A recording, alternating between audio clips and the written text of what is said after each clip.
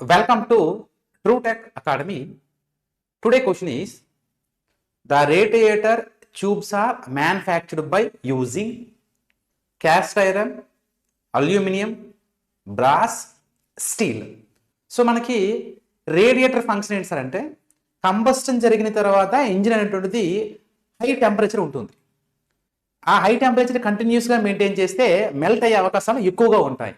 So ఆ temperature మనం atmosphere temperature తీసుకురావాలి. కంబషన్ అయిన తర్వాత ఆ ఇంజిన్ ఏం చేయాలి, మనం కూల్ డౌన్ చేయాలి. సో కూల్ డౌన్ చేయడానికి మనం రేడియేటర్ అనే డివైస్ని యూజ్ చేస్తుంటాం. సో తొందరగా కూల్ అవ్వాలి అంటే మనకి ఏం కావాలంటే ఏ మెటీరియల్కి అయితే హై థర్మల్ కండక్టివిటీ ఉంటుందో ఆ మెటీరియల్ మనం యూజ్ చేయడం జరుగుతుంది. సో ఇక్కడ ఉన్నటువంటి ఆప్షన్లో మనకి brass have the high thermal conductivity. So ఈ బ్రాస్ మనం ఈ యొక్క రేడియేటర్ ట్యూబ్ ని మ్యానుఫ్యాక్చర్ చేయడానికి మనం ఉపయోగిస్తాం. సో ఈ క్వశ్చన్ ఆన్సర్ ఏంటి అంటే సి బ్రాస్. ఓకేనా? సో మనం క్యాస్ట్ ఐరన్ తీసుకున్నాం అనుకోండి, cast iron is easy to manufacture for దేని గురించి, ఈ యొక్క సిలిండర్ హెడ్స్ కానీ సిలిండర్స్ ఏవైతే ఉన్నాయో వాటికి క్యాస్ట్ ఐరన్ తీసుకుంటాం. నెక్స్ట్ అల్యూమినియం ఉంటుంది, లైట్ వెయిట్ ఉంటుంది. సో అల్యూమినియంతో మనం ఏం చేస్తుంటాం, పిస్టన్ తయారు చేస్తుంటాం.